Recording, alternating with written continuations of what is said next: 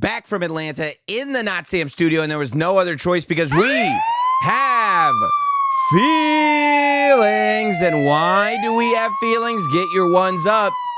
Because the OTC won. Roman Reigns, the tribal chief, is back on Monday Night Raw tonight.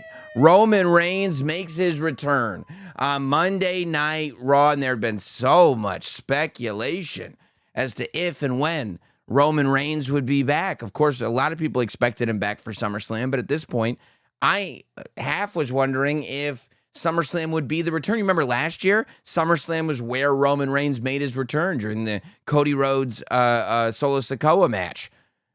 But he didn't make his return at SummerSlam. He made his return tonight. So, I mean, the feelings are running wild. We will have time for analysis, maybe tomorrow or the next day. But for now, let's talk about the way we feel.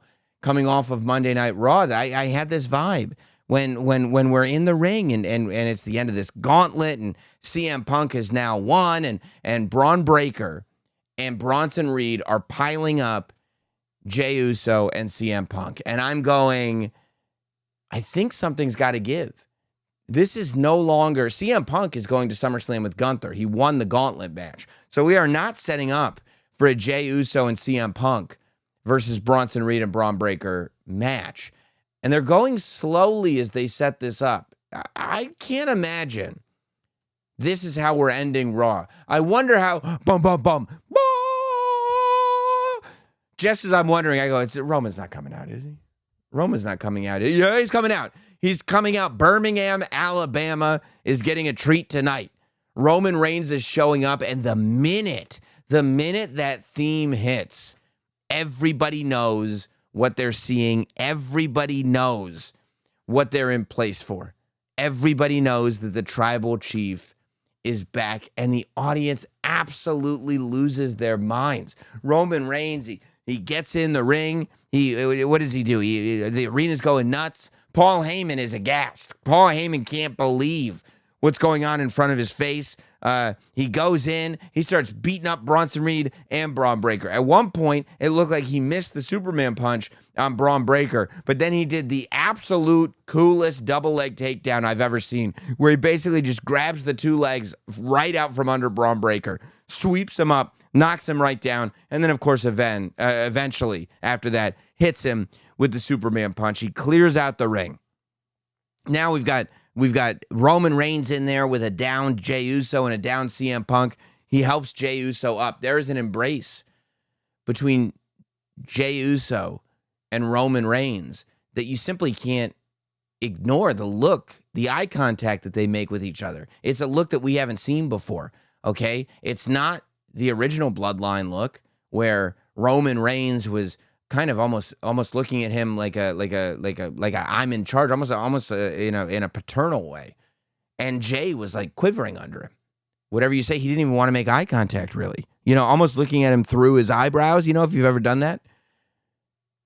At Survivor Series, at War Games, it wasn't like what we saw tonight. Then it was like, yeah, I guess Jey should be on the team, but really, I'm still the man, by the way. I'm Roman Reigns. I'm still the man. I don't know if I want him.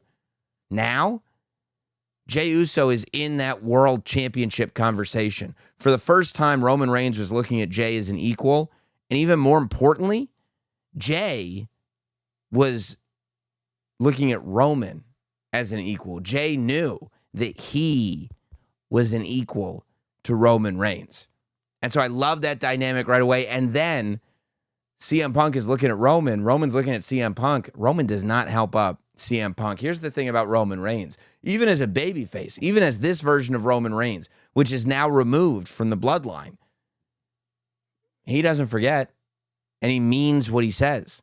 He doesn't like CM Punk, so he doesn't help him up. He doesn't attack CM Punk, but he certainly doesn't help him up, because as much as they both hate Paul Heyman, he remembers being across the ring from CM Punk at WrestleMania. He knows that CM Punk tried to steal the wise man from him, and just because he has no loyalties to the wise man anymore doesn't mean that he forgives CM Punk for malfeasances. You can't have malfeasances.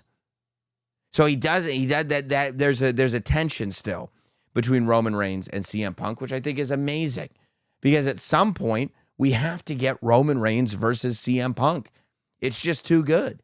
And I'm looking at this going, okay, now you've got the whole world at your fingertips. At first, I'm going, man, it could be really compelling to see Roman Reigns versus Braun Breaker at SummerSlam.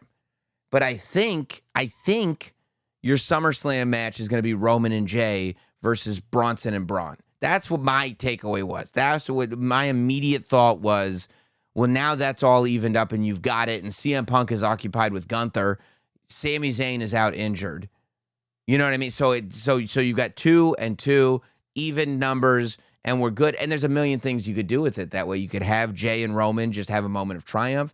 You could have Jay be the one that gets pinned. You could have a Braun Breaker pin Roman Reigns through some kind of happenstance because it's a tag team match. Then you could go to Roman and Braun Breaker in Paris as a singles match. What I'm saying is, if you look at it, and Triple H said at the Evolution press conference last night that tonight was going to be the beginning of something new and that he was excited about where the rest of the summer and into the fall was going.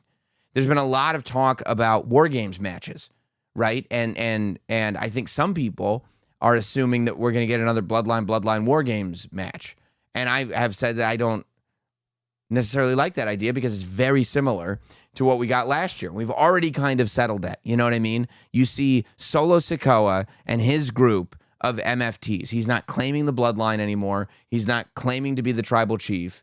He's got his own group. There's nothing that Solo has that is inherently the property of Roman Reigns. Solo is just doing his thing over here now. Doesn't mean they like each other, but he's just doing his thing, and I don't think that has anything to do with Roman Reigns, quite frankly, other than the fact that they're messing with Roman's cousins, Jacob Fatu and Jimmy Uso. I don't think it has much to do with Roman Reigns. I think what you end up having is a babyface team, and you end up with another War Games where Roman and Punk are on the same team versus a heel super team, right? You have, if assuming Seth Rollins is back, you have that Seth Rollins faction, and then maybe you add to it, maybe you do add Solo Sikoa, maybe you add Gunther. You know, maybe you add whatever combination. We'll see where we're at in November against a babyface team, which we're already building, of like Roman, Jay, Punk, Sammy, and maybe Penta. Maybe that's your babyface team against Seth, Braun, Bronson, and then maybe, or maybe you put Jacob on Roman's team just to have that spice. Maybe you have a combination platter. You have a combination of all things. I don't know. I don't know why I'm talking about War Games.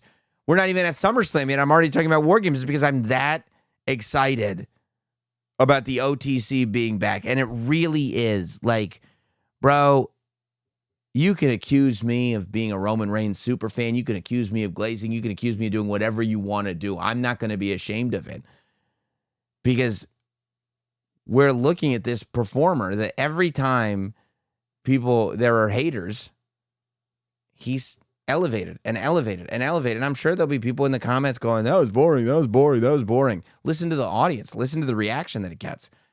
Listen to how many people are going to need to buy shirts that say OTC 1, which is another thing. You know, Solo is completely removed from the bloodline with the MFT. And now I feel like OTC 1 is, and I don't know, I like all these thoughts start occurring to me, right? OTC 1, first of all, it's removed from the bloodline entirely. It's this kind of separate entity. But also, I feel like OTC 1 is a take on QB 1, which means that I'm already right in front of me, right in this 3 minutes of television. I've got Roman Reigns versus Seth's group. I've got Roman Reigns versus Punk. I've got Roman Reigns versus Cody Rhodes, QB 1 versus OTC 1.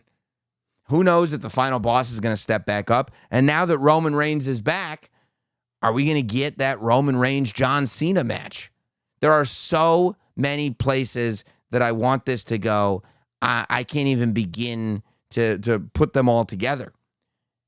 The reality is that when you look in that ring, the whole world stopped when Roman Reigns came out. Raw became an entirely different show when Roman Reigns came out. And the evidence of that is the aftermath. In that ring was Jey Uso, who is one of the most popular superstars there is. Everybody loves, he's got his own chant, Yeet. Everybody loves his song. He does 2 entrances. He sells more t-shirts than anybody. He's amazing. And he connects with the audience. CM Punk, another one. People chanted CM Punk's name for 10 years when he wasn't even in the company anymore. Sells more t-shirts than anybody. Nobody has connections with the audience the way CM Punk and Jey Uso do. But when Roman Reigns was in that ring with CM Punk and Jey Uso, the soccer chants started, and the people were chanting Roman, Roman Reigns, Roman, Roman Reigns, Roman, Roman Reigns. And that's what's going to follow us all the way to SummerSlam. Now you got this SummerSlam where you got Cody and Cena. You got Punk and Gunther. You got Rhea and Io and Naomi. You've got Tiff and Jade. You've got Jelly Roll and Logan Paul are wrestling. And you've got Roman Reigns back in the fold. I really hope he's back for the rest of the year. I know I'm counting my chickens. I should just be happy that we have him at all. But man, I am elated. I can't believe it. The tribal chief has returned and is back where he belongs. I am so looking forward to watching this build.